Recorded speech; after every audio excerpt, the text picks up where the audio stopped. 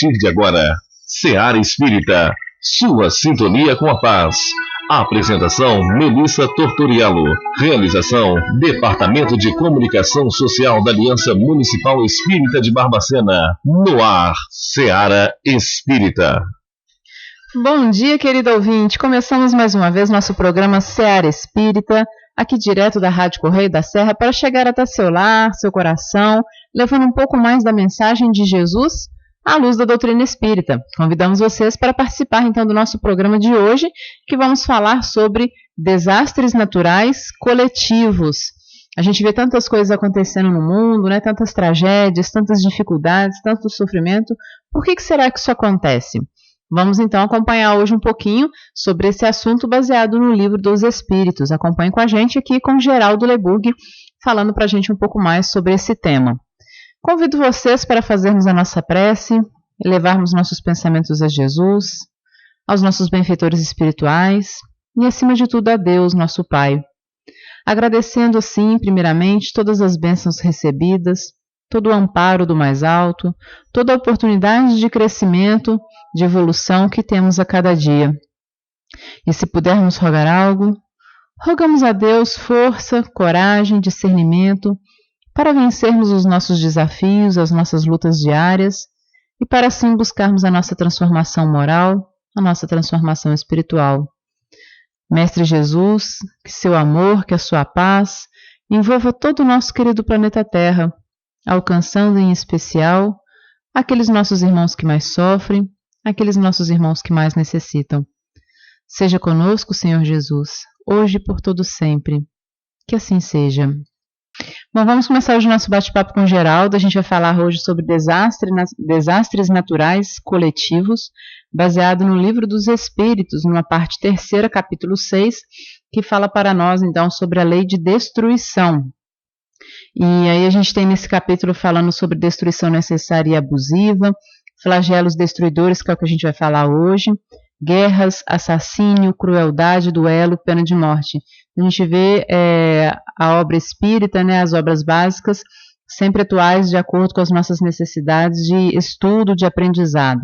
E aí vamos começar então, né, Geraldo, com a parte dos flagelos destruidores, e eu gostaria de começar te perguntando, por que ocorrem desastres naturais, como terremotos, enchentes, tsunamis, furacões, né, e por aí vai, e que trazem tanta dor, tanta dificuldade para nós aqui encarnados, né? Um bom dia para você. Bom dia, Melissa, Domingos e Fred, aqui presentes, bom dia. E bom dia, ouvintes da Rádio Correio da Serra. Aí no nosso título ainda faltou, né, mais alguns milhares de outros tipos de tragédias, porque, na verdade, muitas outras ocorrem. Sim. Inclusive as epidemias, né, são tragédias ambientais, né, tragédias na área de saúde, todos esses ciclos, né, que vão se seguindo, se alternando e havendo aí, proporcionando, embora de uma forma muitas vezes não compreendida, mas uma renovação, porque ela se enquadra dentro daquilo da necessidade evolutiva. Nós estamos aqui espíritos encarnados, transitoriamente dentro de uma estrutura material, corpórea, com tudo aquilo que nos envolve e de que dependemos também para o nosso aperfeiçoamento, mas que é cíclico, é transitório. Então tem que, de uma forma ou de outra, tem que acontecer. Pode até parecer ser cruel, mas o corpo tem que morrer. Ele é necessário dentro do seu ciclo, né? O nascimento, a maturidade, né? Todo o processo dele se tornar pleno, capacitado para o exercício, né, das suas funções vitais e atingir a plenitude e depois, né, como último passo, o retorno da matéria à matéria. Mas o espírito, esse segue adiante na sua jornada. Então a doutrina espírita, ela nos ajuda muito a entender, e eu acredito que mesmo pessoas não espíritas, com certeza, considerando, né, que Deus é extremamente justo e bom, e na sua sabedoria nada acontece de forma que antinatural, tudo é natural, ao entendimento. Mas a doutrina espírita, ela ressalta para nós, sob o título de lei de causa e efeito, né, que essas ocorrências, elas vão acontecer em todos os tempos e terão um sinal, serão sempre um sinal da reforma da nossa humanidade, da reforma do nosso planeta. Esses dias, folheando os jornais aí que circulam na nossa região, eu vi uma matéria, um artigo intitulado da seguinte forma, o autor colocou o título: Agosto mudou para janeiro, e eu achei interessante, eu resolvi realmente ler o artigo. Aí o que ele quer dizer é que antigamente, assim, alguns anos para trás, não muitos lá, né, talvez aí no final do século passado, ou início da segunda metade do século passado, tinha muito uma conotação com relação ao mês de agosto, que era o mês das coisas ruins acontecer. Havia um acidente aéreo, porque é mês de agosto. Todos os acidentes, todas as ocorrências, né, no mês de agosto, elas eram estigmatizadas, porque era mês de agosto. Mas, ultimamente, a gente tem a informação que nos é trazida aí, e que a gente presencia, tem acontecido muito em todas as épocas do ano, todos os meses, né? Notadamente, alguns aspectos bastante que criam bastante comoção acontecem nos meses de chuva. Então, janeiro, daí o título que esse articulista colocou, né? Agosto mudou para janeiro, né? Fazendo referências aí às tragédias, né? Aos cataclismos que ocorrem nesse mês de janeiro, sobre os quais nós vamos falar ainda hoje aqui no nosso desenvolvimento do nosso programa. Mas só assim, dando um fechamento aí nessa questão, por que ocorrem desastres naturais, né? Porque, na verdade, diz aí, né, o adjetivo natural, de alguma forma há necessidade de desencarne, há necessidade de que a matéria volte à matéria. E isso está ligado também, né, através da lei de causa e efeito, né, é também ligado ao momento de transição vivido pela nossa humanidade. Nós estamos aí, né, iniciando o terceiro milênio, população mundial na casa dos 7 bilhões e meio, sabe-se que comportaria um pouco mais, talvez uns 20% a mais, segundo a ciência traz para nós as estatísticas, mas vai acontecendo, evidentemente, que se temos uma coletividade de 7 bilhões e meio de habitantes, que alguns fatos terão uma grandiosidade relativamente grande, comparada ao ano de 1500, que não éramos 1 bilhão de habitantes no planeta Terra. Então, a conotação ela passa a ser assim muito mais ampla em função desse quantitativo populacional muito grande. Ou seja, hoje, dia 8 de fevereiro, né, de 2020, devem ocorrer aí no mundo por volta aí, digamos, de 1.200.000 nascimentos. E vão ocorrer 900.000, 950.000, 1 milhão de mortes, de desencarnes, né? Havendo ainda um acréscimo populacional significativo aí, de 100 a 200 mil habitantes, milhões de habitantes, não, 1.000 habitantes mesmo, né, por dia, né, o que dá uma cifra bastante significativa, mas já em decrescimento comparado com outros ciclos. É verdade, e essa renovação, realmente, como você colocou, ela é necessária pelas características do próprio planeta Terra, né, dessas questões materiais que realmente estão se renovando o tempo todo, né? Agora, o que a gente poderia entender, então, Geraldo, pelas tragédias naturais propriamente ditas, né? As tragédias naturais, conceituando, seriam aquelas que elas ocorrem por força das circunstâncias ambientais, né? São as enchentes, os terremotos, os tsunamis, que são consequências, né, de algum terremoto, de alguma atividade vulcânica também. Quer dizer, são todos esses eventos, né, naturais ambientais que ocorrem porque nós habitamos um planeta que está vamos dizer, como se fosse um organismo vivo. Ele também está evoluindo, o nosso planeta gira a 1.680 km por hora em torno do próprio eixo, faz uma órbita em torno do Sol a 220 mil km por hora. Nosso planeta tem 12.000, a grosso modo, 12.400 km de diâmetro. A espessura maior da chamada terra firme, da crosta terrestre, a espessura maior chega a ser de 150, 160 km apenas. Dobrando isso para os dois lados, as duas pontas do diâmetro, nós temos aí em uma esfera de 12.400 km, nós temos 300 a 400 km no máximo de superfície chamada de sólida, compacta.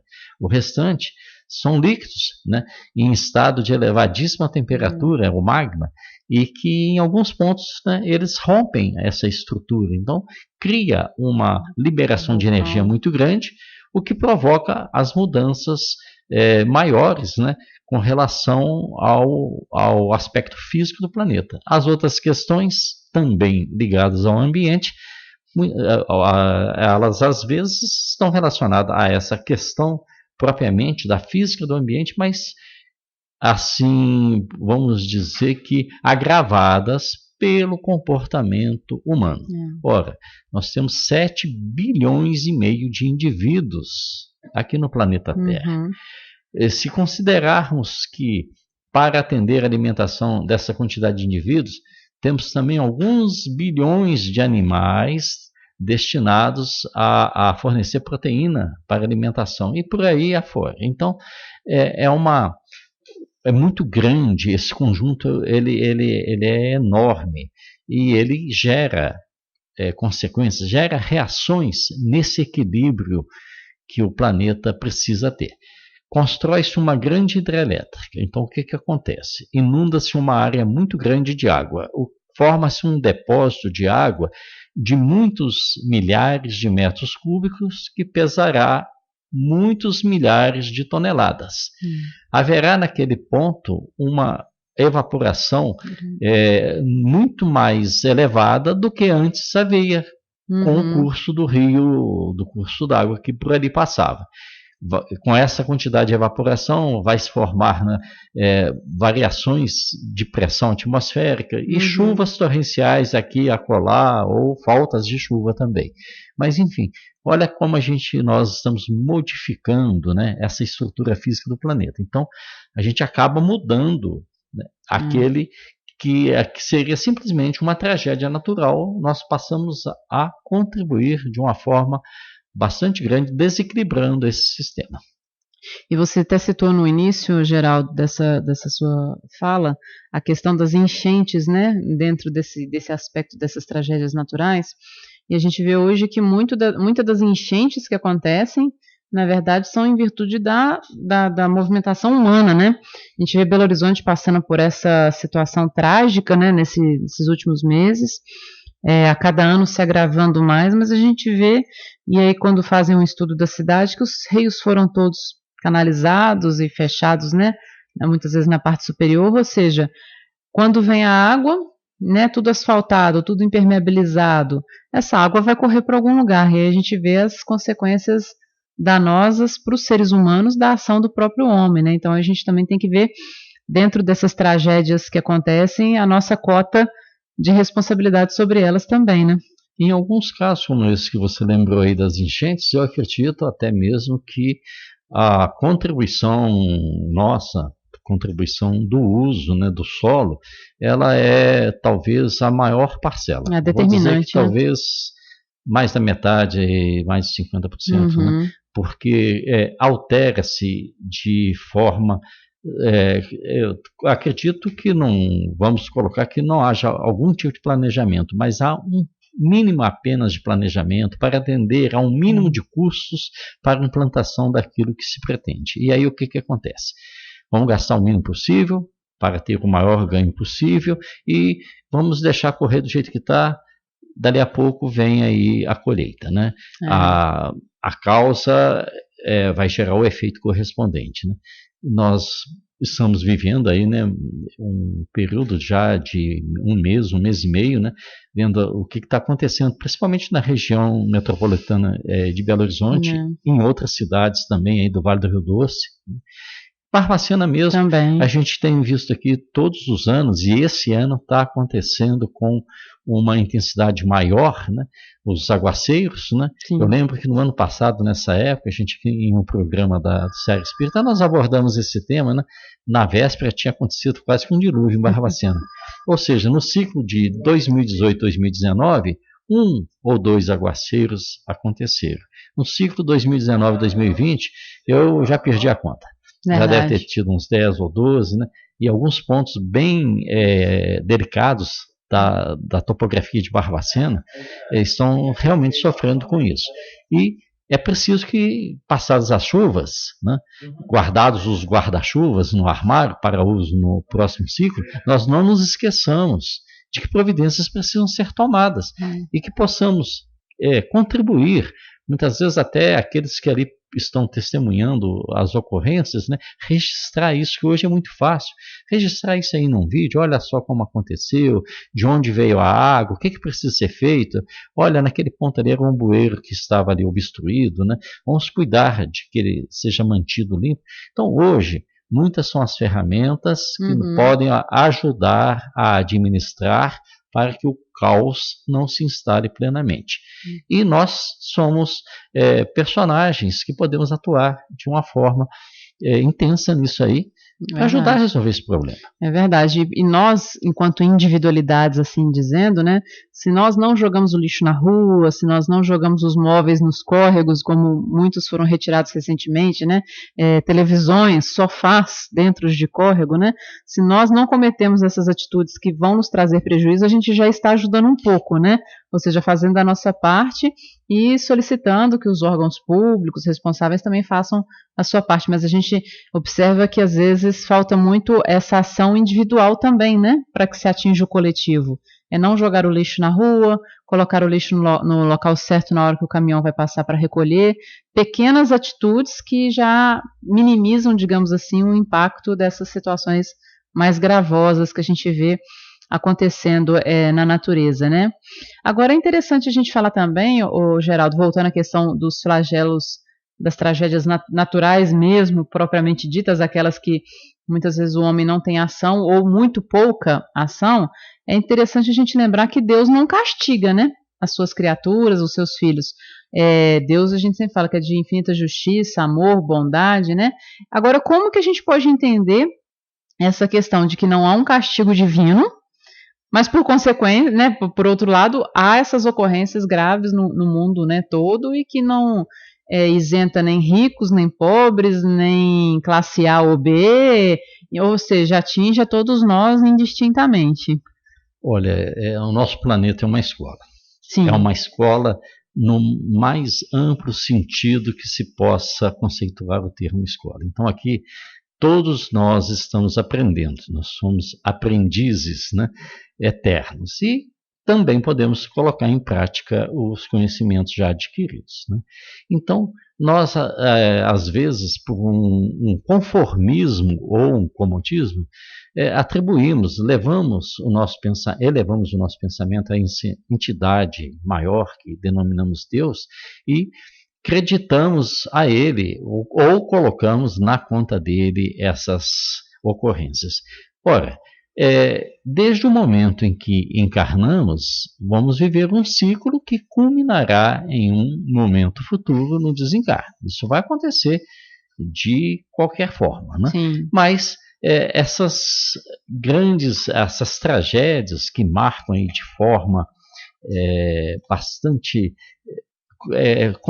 que comocionam, né, a nossa humanidade, elas é a somatória e não há diferença nenhuma com as tragédias individuais, as pequenas tragédias, somente que se coloca em um determinado evento, em um determinado momento, um grupo maior, um grupo numeroso de pessoas para passar por isso, né?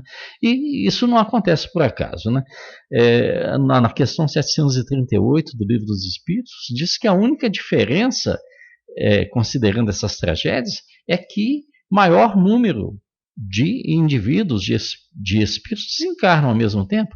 Porque enquanto nós estamos aqui já há alguns minutos falando sobre esse tema, aqui e acolá, algumas pessoas desencarnaram em decorrência de fatores que poderiam ter sido evitados para que não ocorresse naquele momento. Existe uma potencialização de agentes perigosos, né? Porque nós criamos isso para atender as nossas necessidades, que cada vez são maiores, e aí nós criamos esses instrumentos, né? Hoje os veículos rodam a 120 km por hora aí, sem que percebamos quase, né? Há 150 anos, imaginava-se que até não podia passar de 30 km por hora as locomotivas da época, porque sob risco de desintegração corporal dos ocupantes. Olha só, né?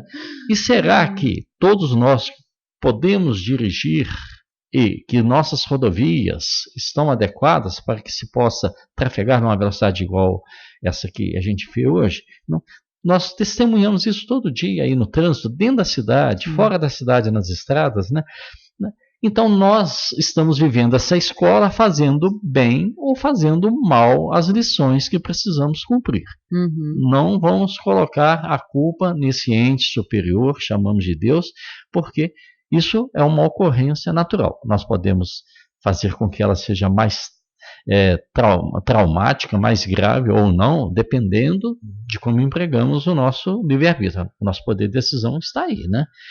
E nesse ponto, inclusive, até porque está aqui me martelando o ouvido, vou dizer duas coisas. Vindo aqui para o estúdio da Rádio Correia da Serra, passando pela Ponte Seca, que é aquele trajeto ali sobre a antiga estrada de ferro oeste, aquela pontezinha pequena que está ali, eu vi que o guarda-corpo da ponte, do lado esquerdo, quem vem para o centro, ele está rompido, com um buraco tão grande, possível até de uma pessoa, um adulto, cair ali. Então, aquilo ali é uma tragédia anunciada. Vamos colocar desse sentido. É preciso que se faça um conserto ali. Passando pela rua, se eu não me engano, Mestre Lucas Chaves, próximo de onde era a Malharia Cruzeiro, tem uma casa desabando, ela vai cair. Já caiu, o telhado já caiu, está empurrando a parte superior da casa para a rua. Não se colocou nada lá na calçada. As pessoas têm material já caído sobre a calçada. E as pessoas estão passando, estacionando veículos. Então, essas coisinhas pequenas vão acumulando. Vamos botar a culpa em Deus? Né? São coisas que... Aqui fica o alerta nesse sentido. Espero que alguém esteja ouvindo e que nós próprios possamos dar andamento de forma prática a isso, né? No próximo dia útil, na primeira oportunidade. É necessário que a gente fique atento a isso e não deixar na conta de Deus nem na conta da fatalidade. Com certeza. Temos que fazer a nossa tarefa, né, de casa, temos que fazer a nossa parte. Bom, Geraldo, a gente tinha fechado o último bloco falando sobre a questão daqueles irmãos que desencarnam, né, nessas mortes coletivas, né? Como que são reunidos esses irmãos que desencarnam juntos, né, ao mesmo tempo nesses processos, desses eventos que acontecem? Bem, esse grupo, né, essa coletividade, ela vai ter ali naturalmente que ela é composta por duas categorias. Vamos definir essas duas categorias. Alguns, talvez a maioria, estão ali para resgate, né, de falhas do pretérito, falhas do passado. Desta encarnação, talvez até muito mais provavelmente de outras encarnações. Então, eles, por sintonia vibratória, por ações magnéticas, eles vão se agrupando, né? Não é assim de uma forma casual, vão se agrupando em determinadas regiões propícias a determinados eventos em que, pela lei de causa e efeito, necessitam de que estar nesses locais onde há a possibilidade dessas ocorrências virem a acontecer. verdade é também que a gente tem que pensar que nem todas as calamidades que são não naturais, elas precisam acontecer. Muita coisa pode ser evitada. E se coloca também os meios de evitá-la. Provavelmente, esse grupamento de pessoas que ali se encontram e que acabam sendo envolvidas aí nessas tragédias, né? Como, por exemplo, a de Brumadinho, que aconteceu em janeiro do ano passado, né? Fez um ano agora, estavam ali e estavam, de certa forma, contribuindo para que não ocorresse o evento que acabou acontecendo, ou pelo menos diminuindo as consequências. Mas alguns que também, estando ali, não fizeram a parte que lhes era necessária fazer, e aí não houve possibilidade total de evitar que ele acontecesse. Então a gente está falando desse grupo diretamente envolvido com a necessidade de promover o resgate por faltas do passado, por responsabilidades adquiridas no passado. Mas há um segundo grupo junto com esse primeiro grupo. É um grupo solidário. É um grupo que está ali junto, não tem que resgatar nada daquela ordem de efeitos, dos efeitos que vão acontecer, mas que estão ali até por provação.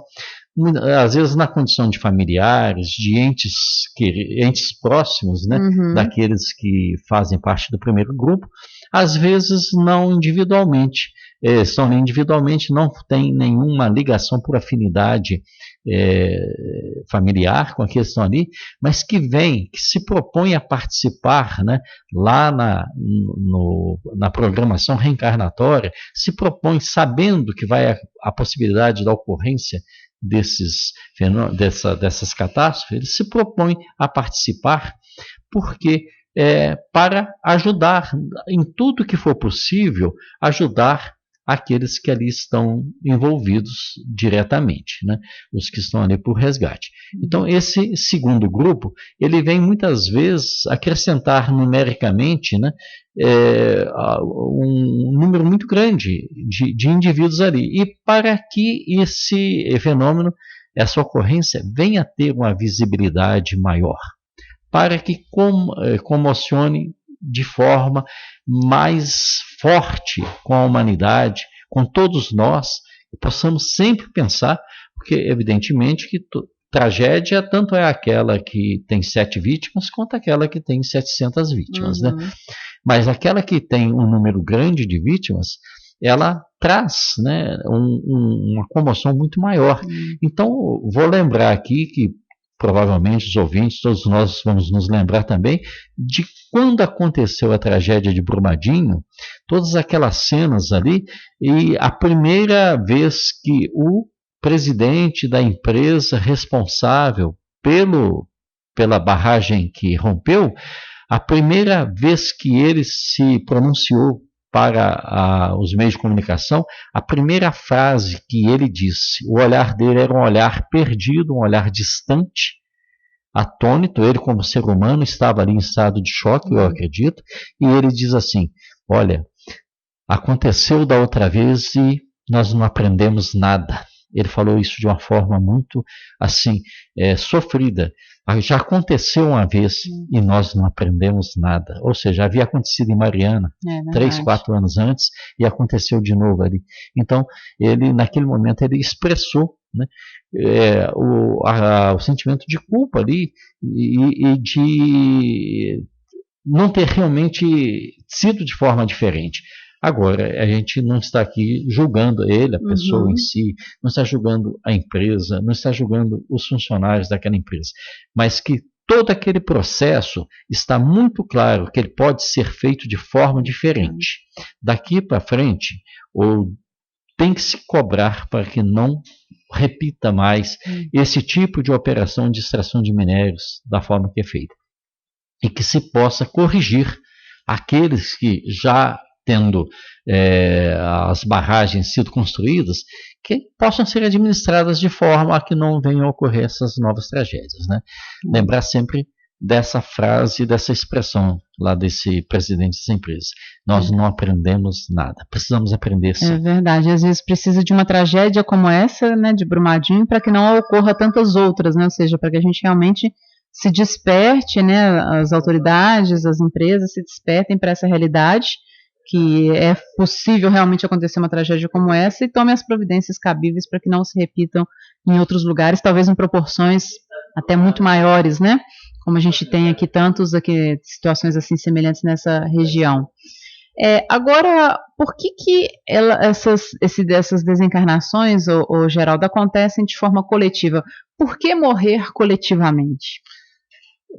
Tem um grau de afinidade entre os membros desse grupamento. André Luiz tem André Luiz, não, vou retificar, Emmanuel, porque a gente sempre cita André Luiz, né, e acaba sendo assim recorrente. No livro Chico Xavier Pede Licença, há uma mensagem do Espírito Emmanuel falando das desencarnações coletivas. Então ele enumera várias situações. Eu não vou citar todas aqui porque a gente tem uma exiguidade de tempo, mas ele diz assim, dos invasores iludidos pela própria ambição que esmagavam as populações dos locais onde chegavam. Ele fala dos exploradores da comunidade que tiram todo o proveito da comunidade, lesam a comunidade, sem dar à comunidade condições melhores, dos promotores de guerra, dos falcões, daqueles que estão sempre buscando para o lado da violência, de resolver as coisas na força. Ele diz também, ele cita dos corsários, os piratas, que naufragavam naus para se apoderar das riquezas que elas transportavam, que invadiam cidades. Então, eram grupos de pessoas que atuavam de uma forma conjunta e que agora, conjuntamente, eles vêm fazer parte daquele primeiro grupo, daqueles que vêm resgatar. Lembrando sempre que existe sempre dois grupos, aqueles que resgatam e aqueles que estão ali, que não têm que resgatar nada, mas que estão ali passando, se propuseram a passar por uma prova de solidariedade com aquele primeiro grupo, para que pudéssemos nos comocionar, né, em função do número ser muito grande, né?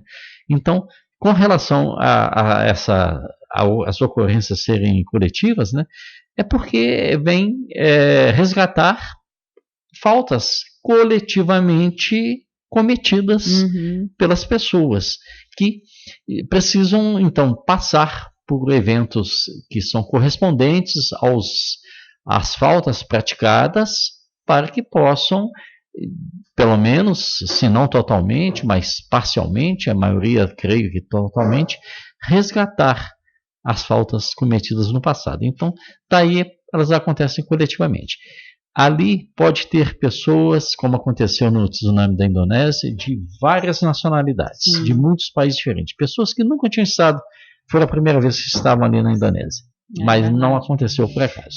Tinha um elo que as ligasse. Interessante, quando você lembra do tsunami da Indonésia, eu me lembrei de um casal de mergulhadores que no momento do tsunami eles estavam mergulhados, né, com equipamento, oxigênio e tudo, não perceberam nada, e no que eles voltam à superfície, cadê a ilha, né, sumiu tudo, o tsunami já tinha passado e devastado tudo, ou seja, eles foram retirados, entre aspas, né, estavam no fundo do mar, não perceberam nada, e quando retornam a ilha estava totalmente devastada, né, eles não tinham talvez que passar por esse processo, não tinham que desencarnar naquele momento ali, né?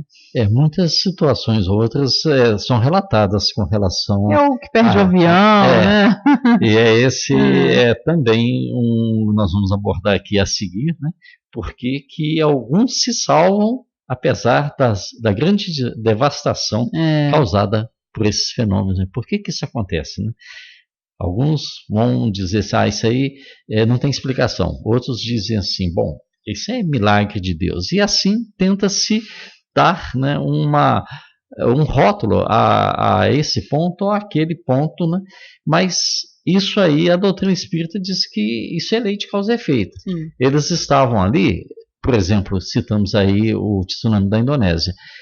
ali não foram apenas esse casal que se salvou, muitos outros que estavam, que por alguma razão se afastaram da orla ali do litoral naquele dia e também não foram vítimas, né? E assim em todos os eventos vai acontecendo. Nós citamos aí Brumadinho, a gente tem um relato de uma pessoa que não precisava estar trabalhando naquele dia, mas que por uma questão particular foi até o local e lá tornou-se vítima. Tem a situação de uma outra pessoa que deveria ter ido trabalhar naquele dia, teria sido vítima, mas alguma circunstância, que eu não me lembro de detalhes, impediu que ela fosse trabalhar naquele dia e ela salvou-se daquele evento, né? Então, isso vai acontecer mesmo em todas as situações, porque envolve um grupo muito grande de individualidades formando um conjunto heterogêneo, né? Então, um de um jeito, outro de outro jeito, ou seja, no caso de um incêndio como aconteceu naquela boate lá no Rio Grande do Sul, nem todos que estavam, metade do grupo estava ali para resgate, metade era solidário, vamos dizer assim. Então, e aquele que estava para resgate, nem todos eram antigos corsários que incendiaram cidades para que ali pudesse resgatar, né, daquela forma, vítimas carbonizadas ali no incêndio que aconteceu. Ô Geraldo, chegamos ao final do nosso programa, gostaria de agradecer a sua participação. Ainda mais um tema, acho que a gente ainda poderia falar muitas outras coisas, né? Não deu tempo, mas muito obrigada mais uma vez por trazer um tema tão instigante para a gente bater papo, né? Isso aí, eu que agradeço, e ao ouvinte que fez uma pergunta aí sobre a questão aí, se Deus perdoa, eu não me lembro bem. Aquele que tira a vida do outro, né? Quem tira a vida do outro, olha, Deus não perdoa e Deus não pune ninguém. O juiz dos nossos atos é a nossa consciência. E então, assim, nós vamos ter oportunidade futuramente de falar sobre esse tema, mas eu me lembro que foi citado aqui que no portfólio aqui de vídeos, né, que tem aí no YouTube, aqui do Seara Espírita, ele vai encontrar subsídios, parece que num programa relacionado ao desarmamento. Então seria bom ele dar uma pesquisada. Só pesquisar lá no nosso canal no YouTube, Anne Barbacena, e aí você vai ver lá o programa que foi feito ano passado com o Fernando e o Fred, e eles abordaram essa questão do desarmamento, e lá fala um pouquinho sobre essa questão também dos assassinatos, né, da responsabilização, da questão da consciência nestes processos, né, e outros títulos também que vão ter lá, outros programas que também vão estar relacionados à temática também. Bom, agradecemos o Geraldo, o Fred, todos vocês que estão nos ouvindo, né, todos que participaram, desejando a vocês um excelente final de semana, de muita paz, saúde e amor. Você ouviu o programa Seara Espírita. A apresentação Melissa Tortoriello. Realização do Departamento de Comunicação Social da Aliança Municipal Espírita de Barbacena. Seara Espírita.